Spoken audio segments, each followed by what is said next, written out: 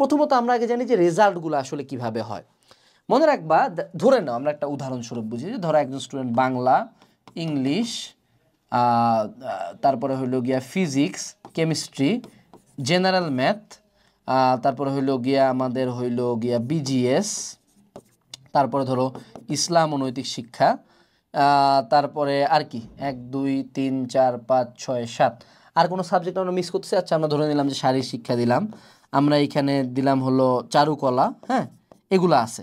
এখন থাকলো আমার হইলো গিয়া, ধরে নাও এই স্টুডেন্টটা আমাদের বায়োলজি নিয়ে মেইন সাবজেক্ট, সেটা হলো বায়োলজি, এটা হলো তার মেইন সাবজেক্ট, এটা হলো তার মেইন সাবজেক্ট, এবং তার আরেকটা হলো সে নিচে হায়ার ম্যাথ, হায়ার ম্যাথটা নিচে হলো 4th সাবজেক্ট, ঠিক আছে।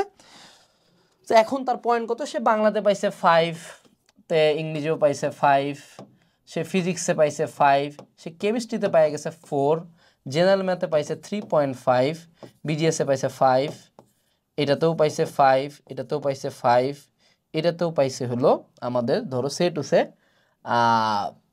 4.5, ঠিক আছে। এটাতেও পাইছে 5 এবং সে হায়ার ম্যাথে পাই গেছে 5, ঠিক আছে। সে 4th সাবজেক্টে পাইছে 5, সে টু সে। মনে রাখবা তোমার 4th সাবজেক্টে তুমি যাই পাবা, এখান থেকে কত মাইনাস হয়ে যাবে, -2 হয়ে যাবে।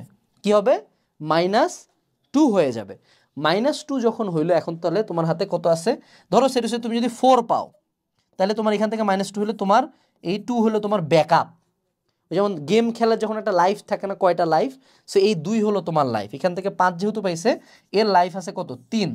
সো এখন এই স্টুডেন্টটা যদি জিপিএ 5 পাইতে চায়, জিপিএ 5 আসলে জিপিএ কীভাবে হিসাব করে, প্রত্যেকটা যোগ দেয়, বুঝছো, +5 +5 +5 এগুলো প্রত্যেকটা যোগ দেয়, যোগ দিয়ে টোটাল কতগুলো সাবজেক্ট, 1 2 3 4 5 6 7 8 9 10, এই যে মেইন সাবজেক্টগুলো কিন্তু, হ্যাঁ। সো 10টার জিপিএ যোগ দেয়, সো 10টা জিপিএ ডিভাইডেড বাই সাবজেক্টের সংখ্যা 10, এইভাবে করে জিপিএটা হিসাব করে।